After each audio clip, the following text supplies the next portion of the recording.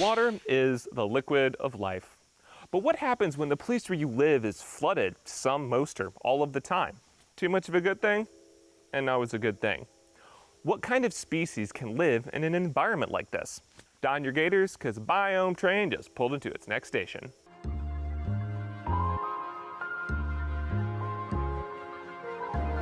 I'm on a biome tour, trekking pole in my hand, peeping each and every climate that's out there, man. Grasslands, tundra, taiga, wetlands.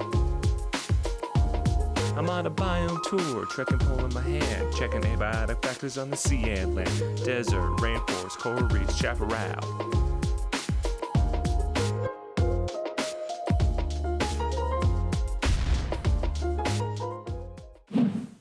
Before we talk about what makes a wetland, we need to know a thing or two about groundwater, which, as you might have guessed, is water in the ground.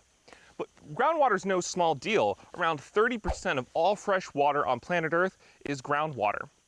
Groundwater is held in reservoirs called aquifers. They're layers of rock or soil beneath the surface that are saturated with water. Now, the top layer of an aquifer is called the water table, and where that sits relative to the surface depends on a couple of different factors. How permeable the rock and soil is, how much and how frequently it rains, the proximity to another body of water. What's important here is that a wetland, the water table is at the surface, making it a place that's flooded either some or all of the year. Congaree is a bottomland forest. It sits in the floodplain of the Congaree River, which swells each winter and inundates the surrounding low-lying landscape. But that's not the only kind of wetland. A marsh is a wetland that's by the coast, and it's dominated by grasses and shrubs instead of trees. What we have here is a slough. A slough is a really wide, really slow-moving river. What makes wetlands special is that climate isn't the main driver behind who can live here. Plants must live submerged either all or part of the year in water. And all that water can make wetland soils really unstable and super low in oxygen since air can't get introduced. This is not an easy place for plants to grow. Special adaptations will be required. The bald cypress is one of the most famous trees in Congaree, and they've got a really cool adaptation. Knees. These knobby little columns here help the tree absorb air.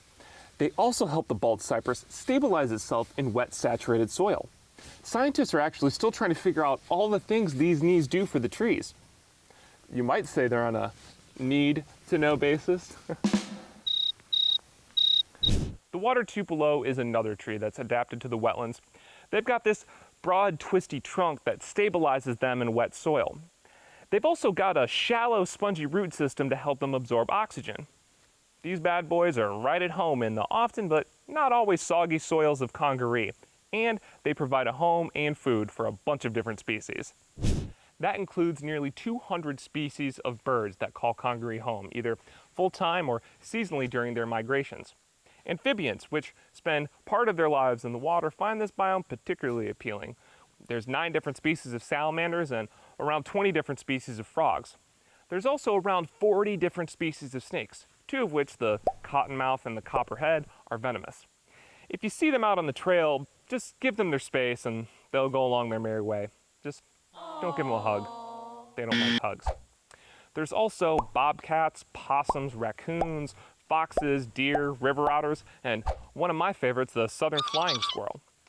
They don't really fly so much as glide from tree to tree, which is a pretty handy adaptation if you're trying not to get wet. Wetlands aren't an easy place to adapt to, but they end up being places with a lot of biodiversity. They're also super ecologically productive, generating tons of biomass each year. Without wetlands, a lot of species just wouldn't have a home, which is why we need to protect and restore wetlands whenever we can.